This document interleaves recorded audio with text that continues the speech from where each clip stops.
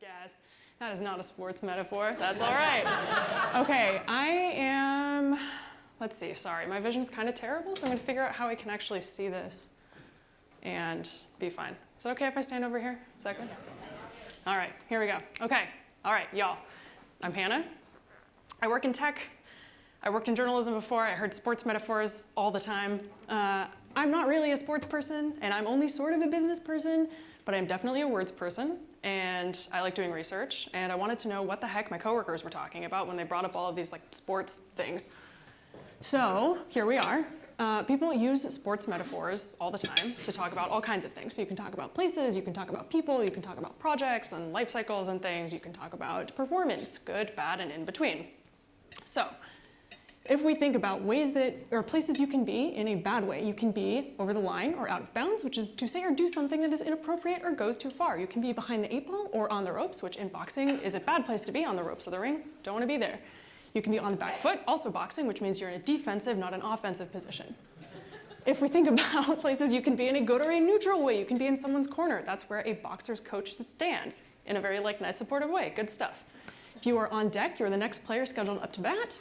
And pole position, kind of across the board with racing, is the best place to be. It is out front, leading, good place to be.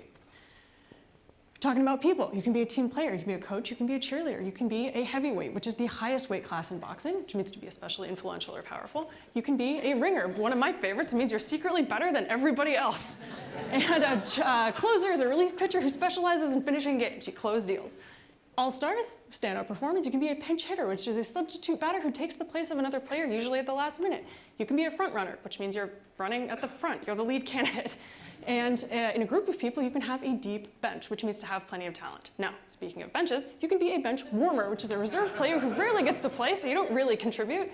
Or you can be a lightweight, which is the lowest class in boxing, which means you're not especially important or serious or influential. You can be in the bush league also, which is a style of play considered amateurish, unprofessional, or of inferior quality. At the start of a project, you might hear play ball, kick off, right off the bat, tee up, or tee off. You have a starting lane, a starting gate, a starting block, and a starting gun. Speaking of guns, you can jump the gun or have a false start, which means to start a race before the gun is fired, so to act quickly or prematurely. In the middle of a project, you have handoffs, marathons, and sprints, all track and field. You can go into overtime where you're working a lot. You can take a pit stop where you sort of take a break and do more stuff so you can work some more. If the ball is in your court, this is one of the only tennis references in this deck, it means that it is your turn to make a decision. Ways you can win. You can have the home stretch, you can go down to the wire, you can see the checkered flag or the finish line. That's how you know you're done. You can win by a nose, which is to win by a very small margin, like a horse's nose. Or you can be saved by the bell, which is when you're about to lose, but then the bell rings and you don't.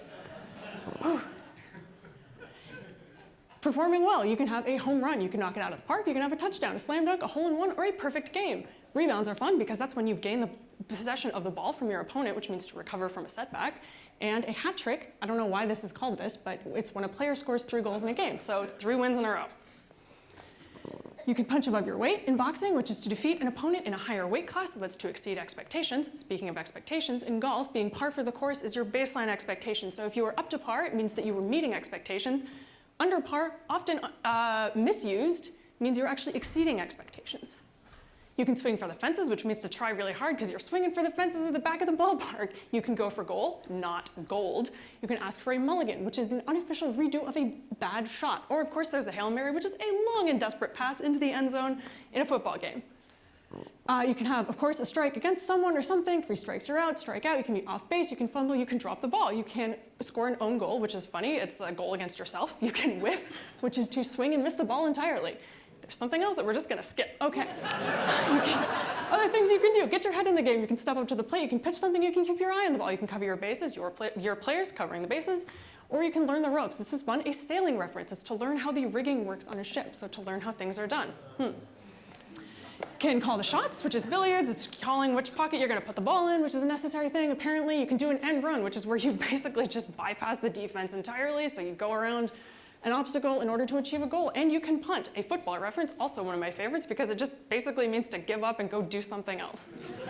You can huddle up, which is when players gather to receive instruction, so it's a quick informal meeting, we love those. You can play the long game, which is to build a team or a skill set over time. You can give something a full court press, which has nothing to do with the criminal justice system, it turns out. It just means that you have a basketball team that's guarding the entire court. Today I learned. Okay.